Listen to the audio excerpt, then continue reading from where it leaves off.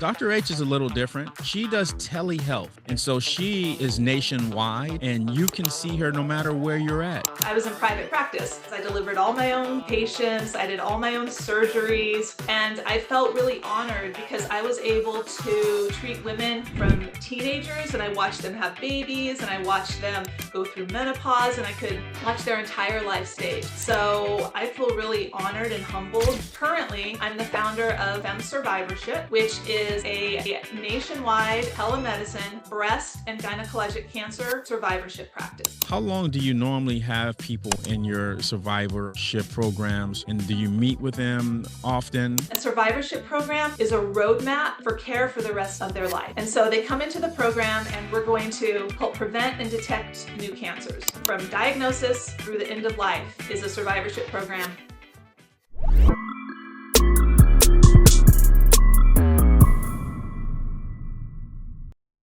Hello, hello, hello. This is Kenny Perkins, aka your cancer guy. And again, as we always do, we're bringing you another phenomenal guest. And this time, someone within the profession, someone in the community that's going to come in and shed some light. Listen, if you are a lady or a female or woman, and you know you got to get checked every year. For some, it's twice a year, right? You got to get down and see your OB-GYN.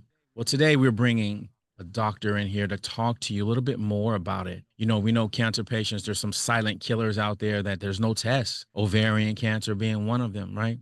And so we're going to get into this. We're going to get into all of it today. And so I am proud and honored to bring our next guest. This next guest has 20 years of experience in OB-GYN. She's a board certified OB-GYN physician, and she's going to talk to you today. So hopefully you can take away some nuggets, some gems. Let's bring to the stage today, Stacy Henigsman. Stacy, welcome to All Talk Oncology. Hi, it's so amazing to be here. Dr. H, you know, it makes it easy for everyone. It's Dr. H. Listen, it's a privilege. Thank you so much for joining us here on All Talk Oncology today. And listen, we want to get into it. You know, there's a lot of things that women go through. And you know what I love about women is that they talk about it. You know, a lot of men, we don't talk about what's happening, but women, they do. So this is going to be a great series for those listening in. But not only that, I want to let listeners to know you get these gems from physicians or professionals that come on our show. But Dr. H is a little different, right? She does telehealth, and we're going to get into that. Telehealth is, you know, as a pandemic, a lot of times people didn't see their physician because, hey, we're dealing with that COVID. And so it became a thing. And so she is nationwide and you can see her no matter where you're at. And let's jump into it. So Stacy, talk to us a little bit about your background. I tried to give you a little explanation, but go ahead and give us an overview. Yeah, absolutely. So again, I'm an OB-GYN. I trained in California, and I actually started my in-person practice in California after graduating residency, and I was in private practice. And what that means is I delivered all my own patients, I did all my own surgeries. I didn't join a big call group where, you know, anybody can deliver your baby. I did everything. And I felt really honored because I was able to treat women from teenagers, and I watched them have babies, and I watched them go through menopause, and I could watch their entire life stage. So I feel really honored and humbled. This is an amazing job, and I'm so happy that I got to do that.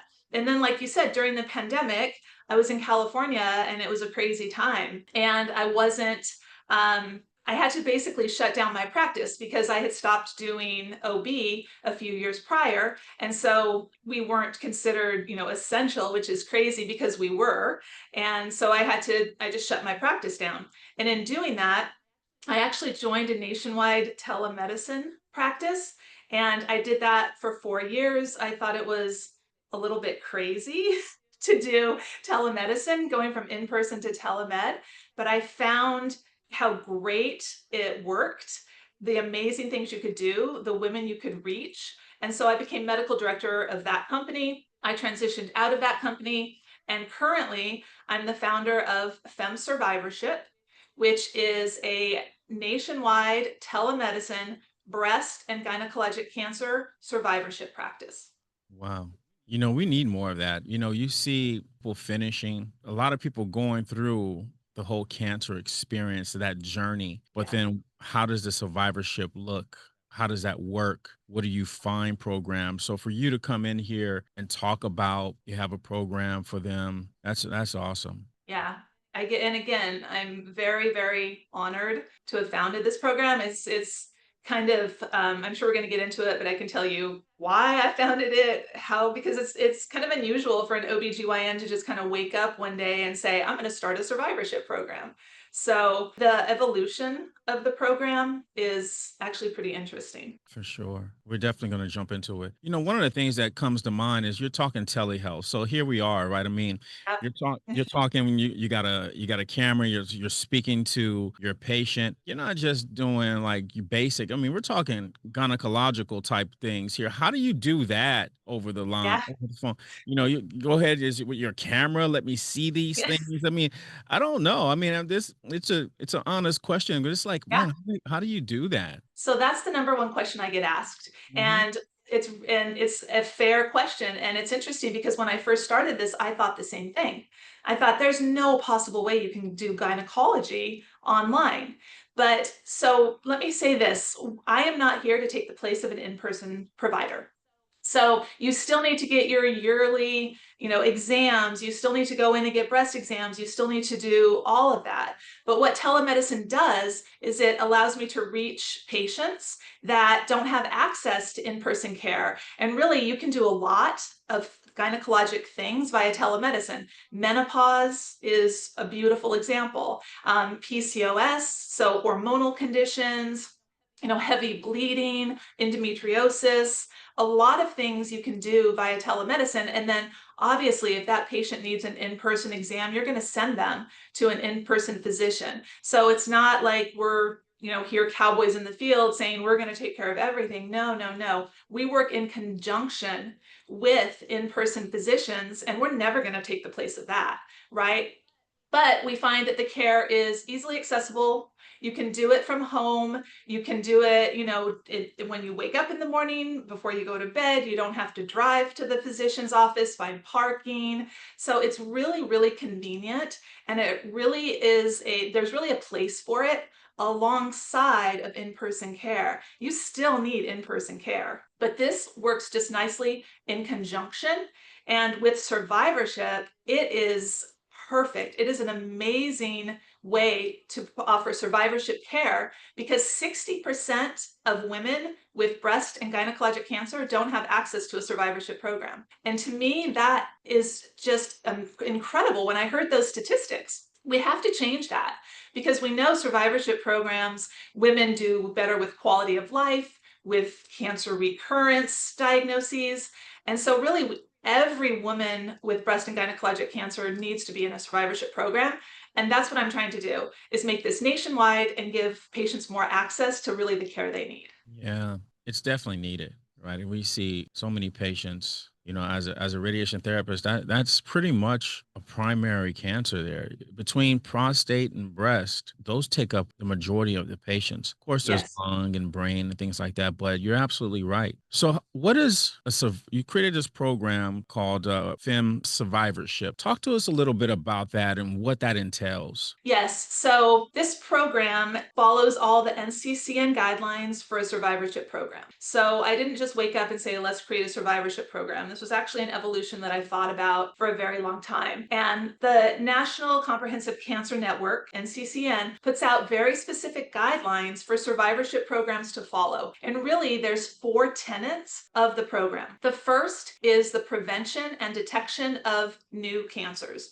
So if you have a patient with breast cancer that comes in, we have to make sure that they're getting their colonoscopies, that they're getting all the preventative treatment. And really, a survivorship program is a roadmap for care for the rest of their life. And so they come into the program and we're going to help prevent and detect new cancers. We're going to also do surveillance for cancer recurrence and the long-term side effects of cancer therapy. So the neuropathy, the lymphadenopathy, the oncomenopause, we're going to look into that and treat that. And then the next thing we do is the management of physical and psychological aspects of cancer. So a lot of these women come in, they've had mastectomies, they've had their uterus removed, their ovaries removed, they're in menopause, they have a lot of mental health concerns. So in this program, we deal with all of that.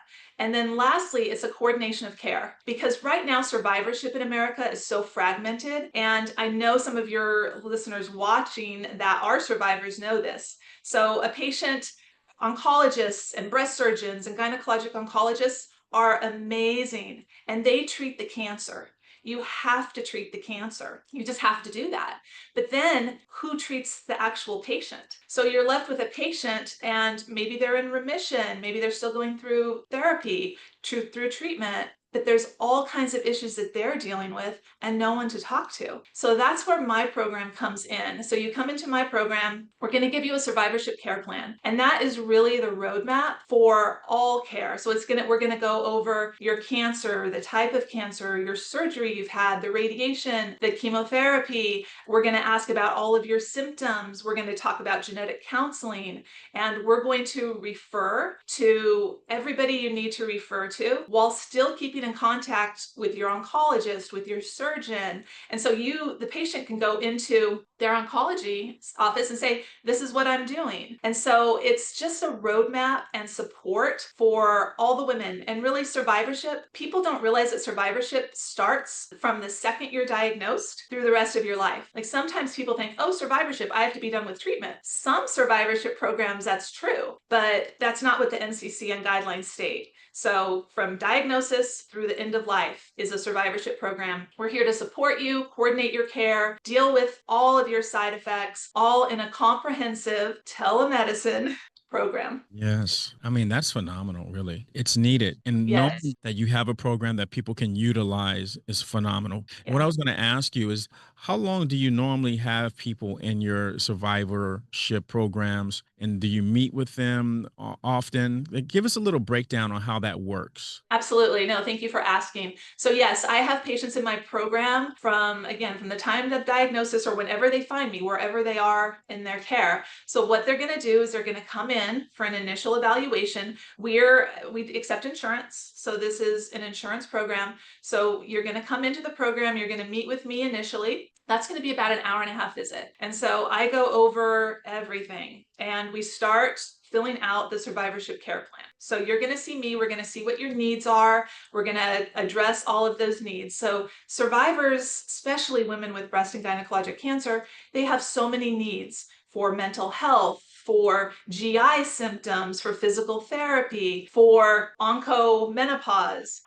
So we start dissecting all of that and we start making referrals, dietitian, weight management, we do all of that. Then the very next week, you're going to meet with our nurse practitioner who is going to go over the entire survivorship plan with you. And that's about an hour. So you're going to meet with me for an hour to an hour and a half the first week. Then you're going to meet with our nurse practitioner the second week, and we're going to start getting everything going. And we have a coordinator who coordinates all of your care. So if I refer you to a physical therapist, they're going to help make those appointments. If I refer you to a dietitian, they're going to make those appointments. And then I follow the patient every 2 months. So I'm seeing that patient every single solitary 2 months. Now, if I've been seeing the patient for a year and in a pretty good spot, they're doing really well. Sometimes we do extend those appointments to maybe I see you every 3 months, but I keep a really close eye on my patients to make sure that they're doing, the best that they can do. And the amazing thing about this program is all of my referral partners are telemedicine, every one of them. So a lot of times I've heard from cancer survivors, maybe they're offered a program, but they don't enroll because they're going through chemotherapy, but they have to get in their car and they have to go see the survivorship program. They have to go see the dietitian. Well, in this program, you can see mental health via telemedicine, physical therapy, believe it or not, via telemedicine. And there's very good studies that show in-person and telemedicine physical therapy, the outcomes are the same. You can see a nutritionist online. You can see a neuropsychiatrist online. You can do all of these things online. And that's the beauty of the program. So if you're not feeling great, you can get on the screen and, just talk. And we have support groups for survivors. We have group therapies for survivors. So it's really an all-encompassing program Me as an OB-GYN, obviously, I deal with oncomenopause, which is a huge concern. So that's what it looks like. You can do sleep studies online. So all of these things you can actually do online. And since I've been in telemedicine for such a long time, I've established these partnerships with these amazing companies. And so I really feel like the program is comprehensive and really easy for breast and gynecologic cancer survivors to come to and to stay in the program. It's amazing to see the transition and how telemedicine has come about and how it's progressed, that you can do all types of studies right here online. And I don't know how many people know about that. So this is a great opportunity. I mean, make sure, obviously, we're going to make sure that you can have resources so that you can get more information about this. But let me ask you this. How do you see the evolvement of telemedicine? Because you've been involved with it since the pandemic, but what have you seen as far as the evolution of this? I think there's more trust because it was new for all of us in the beginning, right? Physicians were like, how do I do this? Patients were like, I don't know how this works. But I really have seen more trust in, doctors doing this, and also patients are more accepting of it. And patients actually really love it. And the thing I really like about it is it can bring medicine to places where there's no medicine. So rural Nevada, probably no OB-GYNs in certain parts of Nevada, certain parts of California, believe it or not. Texas is huge for telemedicine because there's parts of Texas that are so remote and it takes an hour to get to the physician. So I see it reaching more people in more rural areas. A lot of patients aren't as scared of telemedicine because it's kind of intimidating to go into a doctor and sit there. But telemedicine, it's not as intimidating. So patients are like, oh yeah, let me go ahead and do this. And then once you build up rapport with a patient who hasn't seen a doctor for 10 years, and you tell them, look, you need a colonoscopy, you need a mammogram, you need these things, they actually go and do it because they're not as terrified of the whole experience. So I see it as a way to bring medicine to places where there's not a lot of physicians, and you can really practice good evidence-based care via telemedicine. You really can. And I just think it's another modality that you have. And I think all the modalities you can get in terms of medical care is really what's needed. Yeah,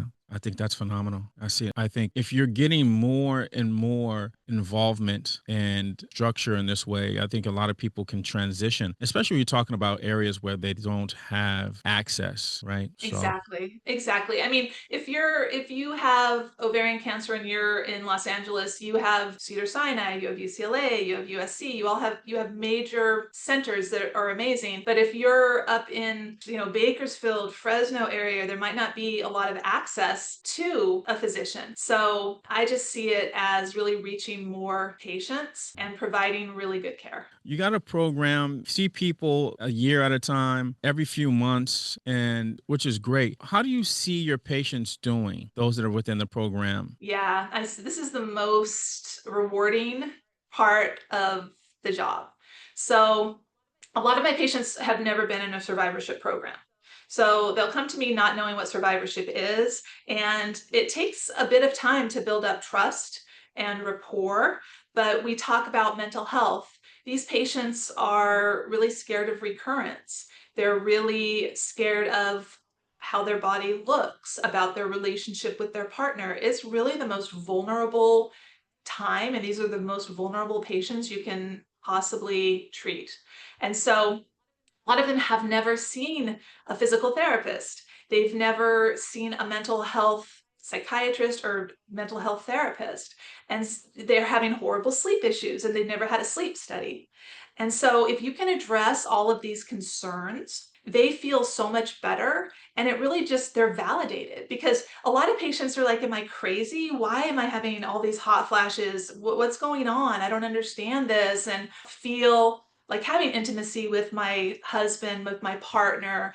And this is a place where you can talk, where there's no judgment, and we actually address the issue, figure out the issue, address the issue, and get these women the help that they need. And so women feel significantly better. They feel their quality of life is better. They're validated. Like their concerns are valid. They need someone to validate them, because it's, like I said, gynecologic oncologists, breast surgeons, they're amazing, amazing doctors. But a woman goes in for her exam, and these physicians don't have enough time to spend with the patient and talk about it. And I see patients getting kind of ping-ponged around. They'll be told to go to their gynecologist, and then the gynecologist tells them to go back to their oncologist.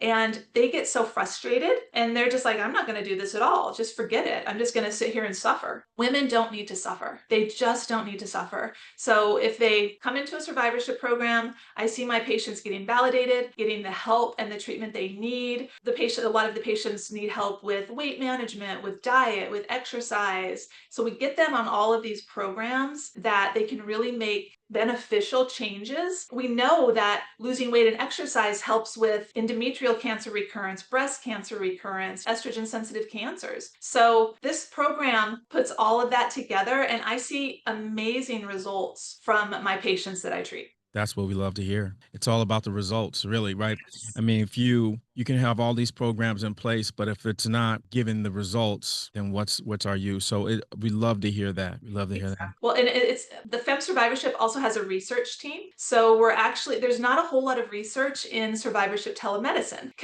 There's a couple of pretty good studies that compare it in person versus telemedicine, and the results show, the same. But there's not a whole lot of studies that show a person that was in an in-person program then goes to telemedicine and what are the results. So we actually have research studies going on in the program, because I trained at a very academic institution, and research to me is vitally important. And so we're doing those research studies. So I'm hoping we can actually come out with telemedicine guidelines so that other people start doing this. So it just opens up access to care for everyone. Absolutely. Dr. H, what would you say, how many patients you would normally see in a day or within a week? I mean, on an average. So my appointments are an hour and a half for a new patient typically, and then 45 minutes for a follow-up. So I see maybe I can see maybe six patients a day.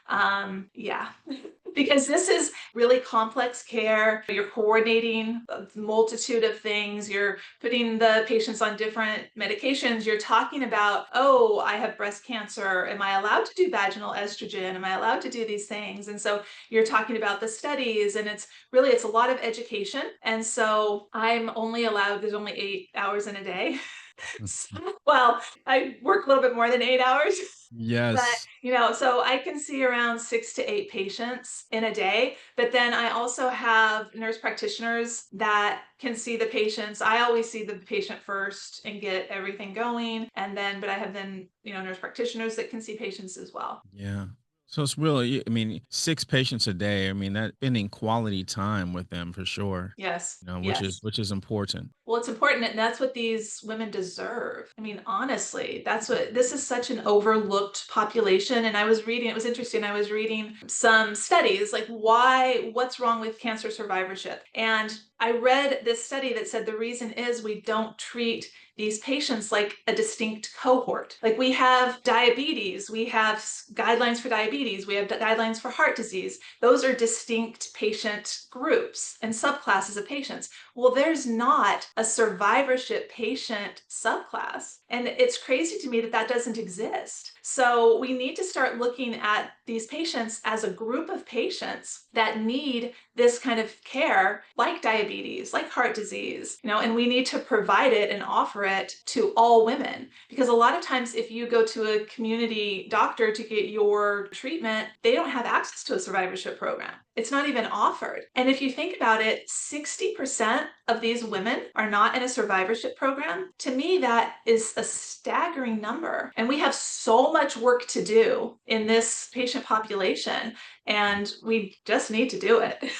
Yeah. Well, you're on it. Yes. That's the beauty of it. And not only are you on it, you're creating guidelines so that other people can jump on board here from a national standpoint. And when you think about this telehealth, just like any other physician, are you able to prescribe the drugs or whatnot to the patients on via online? Absolutely. So I can order DEXA scans. It's really staggering the number of patients that come into the survivorship practice and they haven't even had a baseline DEXA scan. And they're on chemotherapy, they're on estrogen blockers. They've never even had it done. So I can order DEXA scans, I can order mammograms, I can order ultrasounds, MRIs, I can prescribe any medication. Testosterone is a controlled substance, so that, we can talk about that for a long time as well. But I can prescribe, I have DEAs, I can prescribe these things, I can prescribe medicine. Yeah, I can do everything via telemedicine. I love it. Listen, you guys, if you are in a situation where you can't get out, or you're in a rural area, or maybe just physically, you're just exhausted, telemedicine, it's a thing now. There's a place for you, and all you have to do is pick up the phone. And how amazing is that? And to know that it's covered by insurance, right? It's like seeing your regular physician. Yes. It makes life easier to get the care. And so I would say, make sure there's no excuse, right? We want to make sure that you're healthy. We care about your well-being. And so look into that. If you haven't, if this is your first time listening and hearing about this, look into it. Absolutely. Yeah. Absolutely.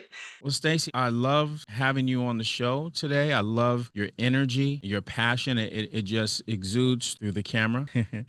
I love that part about you. But before we let you go, what I would like to ask is there anything else you would like the listener to know or walk away with today? Yeah, I really want the patients that have been diagnosed with breast and gynecologic cancer know that they're not alone. There are programs out there for you, and I am just here to help, to guide, and I don't want any woman ever to feel like she's alone, that there's nowhere to go, that she doesn't know what to do, that she's confused. So I really just want those women to reach out, look for a survivorship program. You can come to me, you can look in your community, and I just really want those women to know there's help out there and you're not alone. Yes. Dr. H, thank you so much for joining us here at All Talk Oncology. And for the Absolutely. listeners, listen, Dr. H has dropped some gems. I hope you guys were taking notes, okay? Making sure you get yourself checked out. There's no excuse. If you can't make it, telehealth. It's a thing. It's Yeah, here to stay. I believe it's here to stay. absolutely. Pandemic have shown us different ways of how we can work. A lot of people are working from home. A lot of people can see their physician from home. This is the way of the future. And most importantly, we want to make sure that you get the proper health care that you possibly can get. So I want to thank you guys. I want to let you guys know you're not alone in this. We're in this together. This is Kenny Perkins, aka your cancer guy. And until again, we're out. So stay connected with us on All Talk Oncology Cancer Podcast. Make sure you subscribe to that, right? Wherever you listen to your podcast, whether that's Apple, Spotify, make sure you subscribe and continue to spread that word, right? Engage in this because your engagement can help someone stay alive. And this is what we're talking about. So again, make sure you subscribe, hit that subscribe button. Again, this is Kenny Perkins, aka your cancer guy. Until again, I'm out.